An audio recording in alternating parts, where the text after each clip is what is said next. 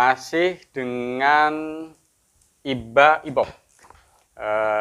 perupa dari Gunung Kidul. Kalau tempo hari di konten sebelumnya kita membahas bonsai. Nah, hari ini kita akan membahas sisi lain hobi beliau, yaitu terkait bonsai. Bonsai. Terkait seni lukis. Nah, Ibok ini dulu mahasiswa ISI ya? Bukan. Oh, bukan. Basicnya diskon, desain komunikasi visual. Nah, itu terjun ke seni lukis. Iya. Ini awal mulanya dari mana nih? Dari umur seberapa mulai melihat potensi? Ya. Untuk menyukai seni lukis itu sendiri sebenarnya dari kecil. Dari SD kelas 3. Awalnya hanya coret-coret di tembok dengan sisa cat pagar, itu saya mural di tembok, dan akhirnya lama-kelamaan merambah ke kanvas. Seperti itu. Nah, dari situ di perjalanannya konsentrasi melukis itu sekedar isi waktu luang atau memang menjadi hobi yang ditelatenin atau mencuri-curi kesempatan aja ketika orang tua mungkin mengarahkan hobinya kemana atau mengarahkan cita-citanya kemana? Ada nggak sejarah dari? Kalau dulu mulai dari hobi ya, karena suka coret-coret, kemudian sebenarnya dari SMP itu pengennya setelah lulus SMP itu ke SMSR, ambil seni rupa, tapi karena orang tua tidak mendukung dan sekolahnya harus di kejuruan, tapi yang ketika lulus langsung kerja, ya langsung kerja, seperti itu. Biasalah orang tua seperti itu kadang-kadang. Nah, mensiasati mengikuti keinginan orang tua, tapi kita sendiri meneruskan hobi. Untuk membuktikan ke orang tua ya, akhirnya pada awalnya saya pertama itu ngelukis wajah itu di kertas itu, karena pesanan. Mungkin dari situ kan dapat income, dapat duit. Jadi dari situ orang tua mulai kok ternyata lukis itu bisa dikomersilkan. Mungkin pemikiran orang awam seperti itu ya. Kalau saya sendiri kan cuman untuk membuktikan ke orang tua bahwa sebenarnya lukis itu bukan hobi yang urakan, jadi bisa menghasilkan ketika kita menekuninya, seperti itu. Nah, sisi lain kan tadi mungkin minta restu orang tuanya lewat karya ya. Yeah. Tapi sebelumnya mengikuti ya walaupun ini natural gitu ya, hobi, tapi dikompetisikan kalau bahasa olahraganya gitu, ikut mungkin lomba pameran ya, atau apa, bagaimana? Untuk lomba, kalau zaman dulu lomba itu jarang, Mas. Zaman saya kecil itu nggak seperti sekarang. Kalau sekarang kan banyak lomba yang sudah terfasilitasi, tapi kalau dulu itu mencari lomba lukis itu jarang, dan karena mungkin dari istilah orang tua itu kurang paham tentang seni rupa. Terus pada awalnya ya dari situ untuk merambah ke seni rupa yang mungkin bisa dikatakan profesional ya. Itu ya lukis-lukis wajah itu tadi, lukis-lukis wajah. Itu tahun berapa? Atau di usia berapa? Tahun 93, awal saya masuk SMA. SMK, bukan SMA. SMK itu saya sudah mulai. Zaman dulu semuanya lukis wajah dengan harga 4.000 itu udah lumayan. Sedang uang saku saya 93. Itu uang saku saya hanya 1.000. Ketika orang tolong suruh melukiskan wajah dan saya hargai 4.000, itu orang tua itu sudah kayaknya ini keren gitu, maksudnya ya direstui dengan sendirinya ya. Tapi waktu itu ketika lulus semua mau mencoba isi juga belum direstui. Pengennya kan nyoba isi, saya juga belum direstui sampai 4 tahun apa 3 tahun itu akhirnya saya masuk ke MSD. Enggak ke isi tapi ke MSD. Kayak MSD kan lebih fleksibel, lebih ke seni terapannya mungkin ya. Lebih menjurus ke mencari duitnya mungkin. Seperti itu, Mas. Pengalaman ketika kan kita apalagi tadi Ya. bilang bahwa tahun 93 itu, tahun 90-an itu eksistensi atau perupa itu belum dilihat. Nah, waktu itu ada pengalaman pribadi atau suka dukanya deh melalui dari tahun 93 itu 93 ya. sampai 2021 ini Iya. fase-fasenya bagaimana gitu? Pada awalnya itu mencari yang jelas pada awalnya mencari teman perupa di Gunung Kidul itu sangat sulit. Dan saya apalagi saya pindahan dari kota lain ke Gunung Kidul itu tahun 93 itu saya baru ke Gunung Kidul dan mau mencari komunitas seni itu sendiri. Saya kurang paham, kurang tahu ini harus kemana. Akhirnya ketika mendengar oh di sana itu ada teman yang suka ngelukis, pasti saya sambangi ke sana. Terus ya saya cari teman, suka dukanya sangat sulit sekali itu. Mau mencari bahan alat lukis saja harus ke Jogja. Kita harus ke Jogja. Mau mencari konte itu harus ke Jogja. Mencari cat lukis atau kanvas itu juga harus ke Jogja. Dan itu zaman dulu untuk mengumpulkan uang untuk membeli alat-alat lukasnya itu juga penuh perjuangan, Mas. Oke. Tapi dari situ mungkin buat pembelajaran lah. ya, Buat pembelajaran. tapi sukanya ya itu tadi, hobi yang orang jarang tekuni.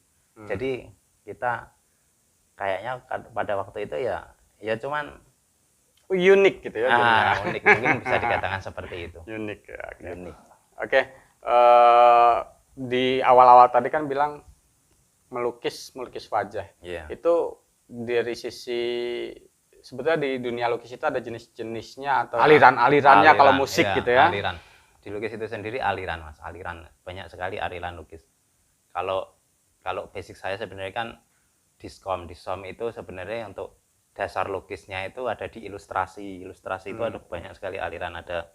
Kita ada teknik half tone, ada pointillist, ada scraper, ada dry brush, ada block, ada garis seket, banyak, hampir 20-an 13-an aliran.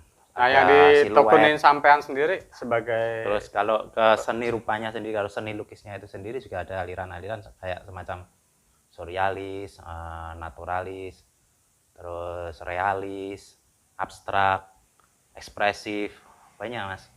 Banyak. Pop art, banyak. Terus saya lebih nyaman di surrealisnya sebenarnya, surrealis. Tapi itu masalah apa itu? Tema-tema apa itu? Kalau untuk surrealis itu kan sebenarnya melebih-lebihkan objek. Jadi lebih kepada objek yang dikhayalkan. Jadi umpama kita membuat suatu objek, entah itu pohon atau gentong, itu bisa kita lebih-lebihkan, kita surrealiskan. Kalau saya ngelihat di sini ada beberapa lukisan temanya sendal. Iya. Sendal bolong. Ini apa namanya, inspirasinya apa sih atau filosofinya apa sih sendal itu? Kayaknya begitu menarik sehingga di beberapa lukisan Ibok ini menampilkan sendalnya jepit lagi. Udah gitu warnanya baru lagi, gejreng lagi kan gitu. Ini ada apa gitu kan? Enggak. Jadi untuk tema sendal itu sendiri sebenarnya saya lebih ke tema kesederhanaan. Ya itu kan sendal jepit itu sebenarnya kan menggambarkan kesederhanaan, dan di sendal jepit itu sendiri pemaknaannya sangat banyak berguna. Umpama mau wudhu, kita nggak bakalan menggunakan sendal kulit atau sepatu kulit, pasti sendal jepit. Mau ke masjid karena takut sendalnya hilang mungkin, kita juga menggunakan sendal jepit. Ke toilet untuk membuang hajat itu kan kebaikan untuk pencernaan, metabolisme, itu juga menggunakan sendal jepit. Kalau seandainya sendal antara umpama kita gabungkan sendal jepit dan sepatu yang sangat mewah itu bisa protes dan bisa bicara, pasti yang sepatu mewah itu akan protes dan mengatakan bahwa kenapa saya hanya dibawa ke hal-hal yang sifatnya ria, sombong, angkuh. Umpama mau ke pesta menggunakan sepatu yang keren, yang hal-hal yang mau ke disco menggunakan sepatu yang keren, hal-hal yang sifatnya sebenarnya ke kiri-kirian.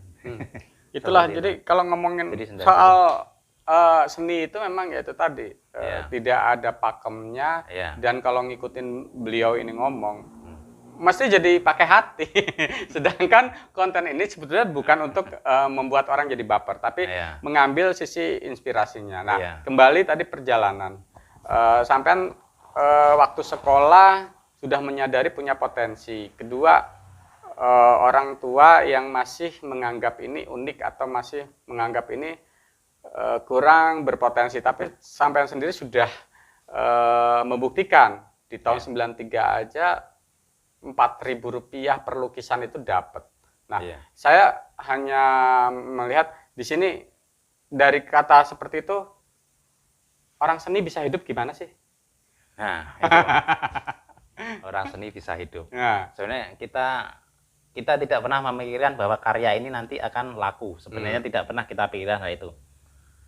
Kita cuma berpikir bagaimana supaya kita tetap eksis berkarya, tapi bisa bertahan hidup. Ya, akhirnya larinya ke hal-hal yang karya yang sifatnya komersil. Umpama kita menerima job-job seperti mural, atau mungkin lukis wajah, atau mungkin lukis-lukis yang orang awam seneng, natural, seperti itu kan. Atau lukis-lukisan yang sesuai dengan pesanan. Kita yang menerima pesanan kadang, Mas. Nah, persentase dari antara melukis komersil dengan lebih menyalurkan hobi berapa persen sih? Kalau untuk komersil sendiri enggak, saya itu mungkin sekitar 50-50. Jadi kadang komersil, kadang nggak butuh. Gitu. Ya. Untuk seni rupa itu beratnya di situ. Sebenarnya kan seni itu ada seni terapan, ada seni rupa. Kalau kita mau makan dari seni ya ambil saja seni terapan. Seni terapan itu kan luas, ada kita bisa berbisnis dari seni terapan itu sendiri, umpama. Tapi kalau untuk seni rupa itu sini kan terkadang orang-orang seni rupa itu idealis, Mas. Idealis. Jadi mereka seperti seakan-akan tidak butuh duit, padahal juga butuh karena punya keluarga. Bagaimana caranya supaya kita hobi kita tetap jalan dan keluarga juga tercukupi. Nah, itulah makanya kita berputar otak supaya bermain warna tapi menghasilkan rupiah, yaitu tadi dengan mural atau souvenir. Kita juga main souvenir, Mas. Souvenir seperti lukis-lukisan yang kecil-kecil itu, lukisan natural seperti pantai atau apa, kita dari situ kita juga bisa makan. Nah, dalam perjalanannya ini kan masih ternyata idealisme seorang seniman ya yang masih menjadi karakter ya, menjadi karakter seorang perupa seperti Ibok ini. Nah, di realitanya ketika seni tetap dipertahankan atau idealis tetap dipertahankan, ada nggak usaha yang matching ke perupa ini? Ya, yang maksudnya hobi jalan, tapi untuk menopang hidup kita punya usaha sambilan menopang keseharian. Nah, kalau saya nggak jauh-jauh dari warna, karena saya bisanya bergelut dengan warna-warna ya. Yang tidak jauh dari itu apa ya, saya ambil umpama karena saya orang diskom ya, saya larinya ke percetakan. Sebenarnya kalau di diskom itu sendiri percetakan itu sudah batas akhir. Banyak sebenarnya kalau diskom itu banyak, ada kan desain, kita bisa lari ke desain, ke animasi, ke animator atau apa saja banyak, tapi saya lebih ke cetak sablon. Ini satu sisi kalau kita bicara ke seni itu sendiri. Pernah terbersit ide nggak bikin kaos atau menjual kaos, tadi sablon ya, itu yang memang lukisan tangan. Nah, dulu itu udah pernah diajarin belum? Ada memang. Awalnya dulu memang itu, Mas. Dulu awalnya saya membuat kaos itu dengan lukisan tangan. Jadi itu kan limited edition. Jadi satu kaos satu desain. Tapi harganya kan jauh lebih mahal daripada kalau kita kan bicara idealis ini. Ya. Itu dulu pernah saya lakukan dan ya memang jalan. Tapi cuman ada beberapa orang yang penggemar, istilahnya yang minat dengan hal itu, cuman ada beberapa, tidak. Mungkin promosinya kurang juga mungkin. Butuh promosi. Enggak, ya gini, kita kan memang bergelut dengan teknologi. Saya bilang tadi keberadaan seni itu kan memang kalau bisa seiringan dengan teknologi. Nah, untuk era 4.0 ini kan ketika orang dibikin otomasi, dibikin robotik dan sebagainya. Nah, mensiasati kemajuan teknologi ini agar tetap perupa ini eksis atau tetap dihargai karya-karyanya, optimismenya apa gitu. Kalau saya rasa karya manual itu istilahnya tidak akan tergeser. Masalah karya manual itu hanya segelintir orang yang mungkin menggelutinya. Kalau digital itu kan bisa lebih, perbanyakannya lebih mudah ya. Karena lebih mudah diperbanyak. Tapi kalau untuk manual itu sendiri kan butuh skill, butuh ketelatenan. Itu ada pangsa pasarnya sendiri. Jadi kiat-kiatnya ya kita kreatif saja, cari ide-ide yang sekiranya menggeliti atau yang sekiranya sedang booming di tahun ini, apa yang booming, cari ide. Jadi banyak-banyak referensi. Cuman itu banyak-banyak referensi, ketika kita tuangkan di situ karya apa yang ada dalam pikiran kita tuangkan di situ, kita imajinasikan di situ, sampai itu mungkin bisa bertahan. Nah, kembali ke tentang lukis ini tadi sampean di awal-awal sudah bikin kisi-kisi. Kalau mau dibisnisin juga bisa loh. Nah, bisa. Sebetulnya nilai dari lukisan itu apa sih? Tadi kan ada banyak aliran-aliran, ada banyak yang mungkin komersil itu seperti tadi lukisan-lukisan yang wajah dan sebagainya itu. Nilai seninya dari lukisan itu, kalau boleh saya tahu sebagai orang awam, itu prosesnya yang lama, bahannya yang mahal, atau temanya yang dijual? Kalau karya seni yang idealis itu kan, kita itu berkarya itu kan bukan hanya sekedar berkarya Mas, tapi berkarya itu mentransfer roh. Jadi bagaimana supaya karya itu ada roh kita, ada ciri khas kita, ada. Jadi kita berkarya itu memang betul-betul mentransfer pemikiran kita, mentransfer roh kita ke dalam karya itu, akhirnya karya itu hidup seperti itu. Ya. Saya walaupun tadi sudah ada kisi-kisi masalah bisnis, ternyata seni itu kan memang adalah idealisme yang tidak bisa dicampur adukan ke bisnis. Katanya kan memang sulit diukur gitu kan. Kepuasan batin dengan kepuasan materi itu tentu berbeda. Nah, untuk melakoni sebagai perupa juga masyarakat yang bersosial, apalagi di lingkungan Gunung Kidul kan lingkungan petani. Eksistensi perupa di Gunung Kidul kayak gimana sih? Kalau eksistensi secara paguyuban, secara kelompok, itu sebenarnya Gunung Kidul itu sendiri kan ada yang namanya Ikatan Perupa Gunung Kidul, ada Forum Seni Rupa Gunung Kidul, ada Forum Seni Gunung Kidul. Ada banyak komunitas-komunitas seni yang karena mungkin Gunung Kidul itu sudah menjadi ujung tombak pariwisata DIY ya, mungkin jadi seninya itu dana keistimewaan ada, dan kita juga sering pameran itu mendapat dana keistimewaan, entah FKY, entah yang lain-lainnya itu dapat dana keistimewaan, dibantu dana keistimewaan juga itu. Nah, untuk eksistensinya mungkin kita bisa dari situ juga bisa menunjukkan kepada khalayak luar bahwa di Gunung Kidul itu juga ada penggiat seni rupanya. Itu banyak sekali Mas penggiat seni rupa di Gunung Kidul. Mungkin belum terekspos secara keluar saja, tapi ya mudah-mudahan channel ini bisa mengekspos. Di Gunung Kidul itu sendiri sekarang itu sudah ada pameran tahunan yang kalau yang ada dana keistimewaan itu ada FKG, Festival Kesenian Gunung Kidul, itu gabungan dari FKY. Ada juga yang secara individu biaya sendiri itu ada yang namanya Babat Seni. Babat Seni itu juga event tahunan, itu juga ada banyak karya-karya yang kita tampilkan di situ untuk seni rupa itu sendiri.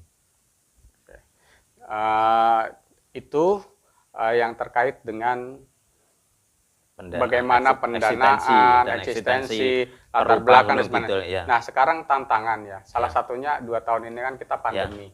Pandemi itu di perupa itu geliatnya bagaimana? Apakah ada dampaknya atau justru menimbulkan inspirasi tahun pandemi ini, banyak inspirasi, banyak tema-tema yang muncul, atau bagaimana selama 2 tahun ini? Memang kita selama 2 tahun ini tidak FKI juga tidak ada.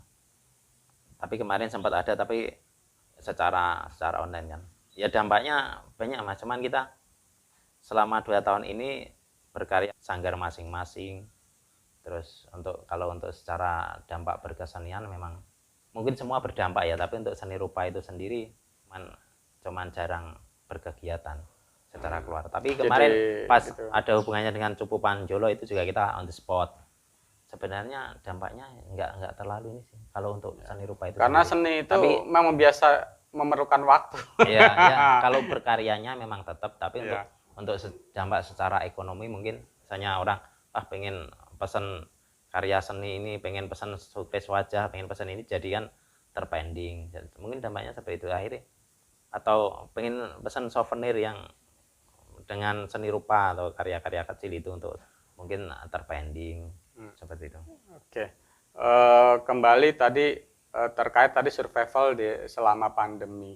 Nah, pengalaman pribadi sendiri dalam menekuni ini tadi, lepas dari perjalanan Ibok ini, dari mulai merasa dirinya punya potensi, terus berbenturan dengan ya keinginan orang tua dan mensiasati hingga sudah paling tidak merasakan tadi kontribusi dari atau hasil dari seni yang dilakoni. Nah, proses pribadi gitu. Yang termudah bikin tema apa sih? Terus yang paling sulit melukis apa gitu? Atau butuh waktu paling lama sejarahnya yang pernah dilakoni? Oh, melukis tema ini saya butuh waktu 5 tahun loh, nggak kelar misalnya. Ada nggak kalau pribadi? yang termudah itu ya karena kalau kita pas mood. Jadi pas ada konsep, ada ide udah matang, kita tuangkan di situ, itu mudah. Tapi ketika kita nggak mood ya cuma kendalanya di situ. Ketika kita nggak mood melukis apapun, ketika kita nggak mood ya jadi nggak mudah. Tapi kalau ketika kita mood dan konsepnya sudah ada di benak kita tuangkan di kanvas, itu jadi mudah. Untuk rata-rata karya untuk proses pengerjaannya ya paling 1 bulan. Kayak lukisan 1 ini minggu. nih. Lukisan ini kan, Oh, itu on the spot Mas, itu sebenarnya belum selesai. nah, enggak, tapi kayak begini aja, kalau orang seni kan baru satu garis saja biasanya sudah berharga ini. Enggak, Kalau ini belum selesai. kalau saya mau nanya ini harga berapa kalau saya mau bawa gitu kan. Saya suka aja gitu kan. Kan orang suka. Nah, ini ya. Ini belum selesai. Nah, berarti mungkin yang lain. ada sesuatu ya. Oh ya, sempat kemarin itu memang saya jual 2,5 Mas, 2,5 juta. Itu ada karya lukisan koi gitu. Oke. Ya. Biasanya kalau orang pesan saya jualnya 2,5. Oke. Siap. Jadi itu perjalanan seorang Ibok dalam melakoni perupanya, kegiatan dalam melukis. Nah, satu hal yang mungkin bisa di-share nih untuk generasi milenial yang katakanlah gambar itu sekarang HP udah dalam genggaman, mau moto, komputer juga udah semuanya. Teman-teman yang era digitalisasi ini hanya melukis saja mungkin kan dengan fitur-fitur atau aplikasi-aplikasi bisa bikin lukisan-lukisan yang computerized. Intinya ketika hobi itu sudah mendarah daging, jangan takut membuat pilihan. Jadi seni rupa itu sebenarnya juga bisa menghidupi. Seni rupa itu juga sebenarnya mempunyai nilai tinggi. Dan ketika kita tekuni pasti bisa menghidupi. Jadi jangan pernah takut mencoba, jangan pernah takut berkarya. Berkarya aja, mengalir berkarya.